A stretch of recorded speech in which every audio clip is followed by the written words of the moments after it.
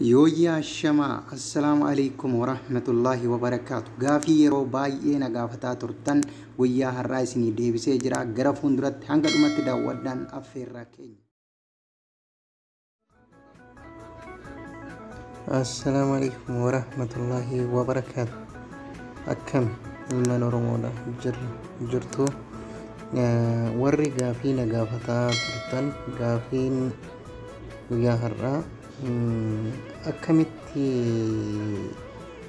Facebook irraan YouTube namni yoo share natti godhe akkamitti seennee daawwachuu dandeenya qulfii yookaan passwordii nu gaafata warri jettanii na gaafattan guyyaa har'aa isinii deebii keessan deebisuudhaaf qopheessee jira. Okay. Hanga dhumaatti viidiyoo kana daawwadhaa. Inni biraa barnoota tokko waan barbaadan as jalatti comment irratti nu barreessaa.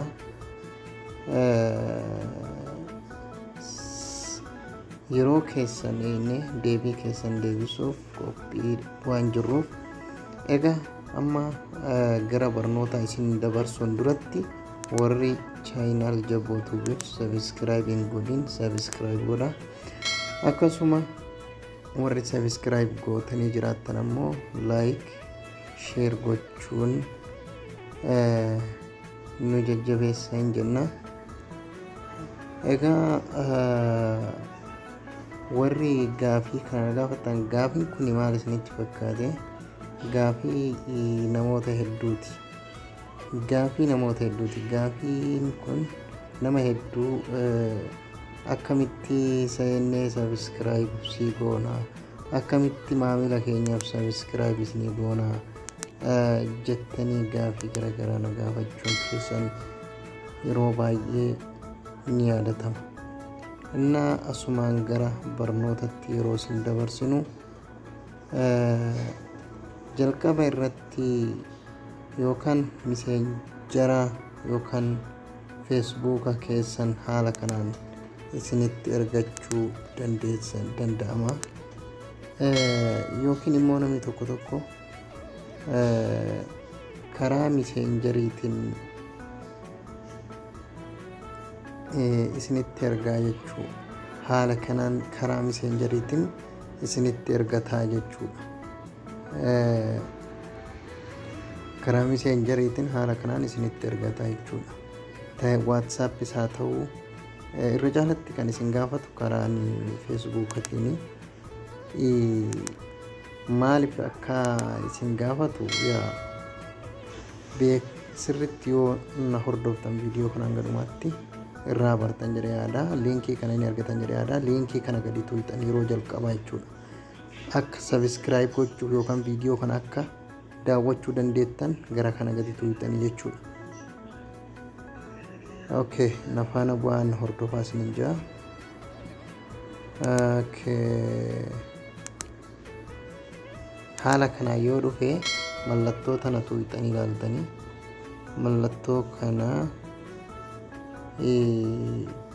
jalqaba irratti mee amma haalaallu like haa godhu mee viidiyoo kiyya kana like yoo godhe like ta'uu jechuudha. Kunoo haala kanaan isin dararaa jechuudha. Haala kanaan maaf isin darara akka isin darare kuni furmaata isinii taa'ee abdiin qaba.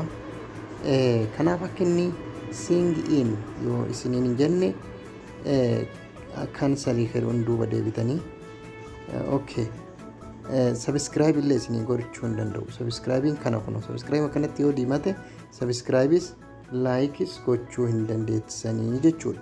Subscribe kana shoo waliin laalla kuno yoo isin tuutan haala kanaan kana isin gaafata jechuudha. Ammallee yoo isin kana tuutan waan biraa isin gaafata inni. Osoo inni kana isin hin gaafatin ammoo isin akkam gootanii kansalii hedduun duuba deebitanii kunoo mallattoo kana argitanii mallattoo tuqaa sadiin gubbarraa kana jechuudha. Hin argitan jee yaada. Tuqaa sadiin asirraa kana isa kana gadi tuuxanii jechuudha. Yeroo isin gadi tuuxan haala kanaan isinii dhufa yookaan haala kanaan isin dhufa namoota tokko immoo haala biraatiin itti dhufuu bana. Wanti isin hubachuu qabdan kana keessatti open in YouTube ka jedhu kana gadi tuqachuu qabdanii jechuudha. Open in YouTube ka jedhu kana YouTube channel kana asiin banii siin jedhee seeyyame jechuudha. Gadi tuqxan. Okay, naaf obsa. Okay.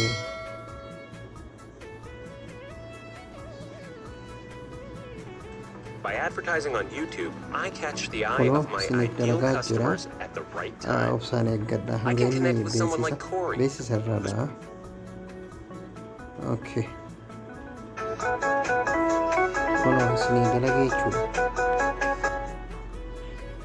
Isini dalagee jira jechuudha.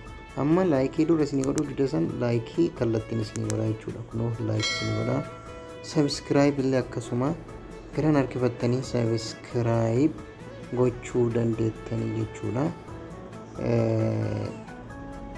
Kanaaf waan na dhaggeeffattaniif galatoomaa isiniin jedha.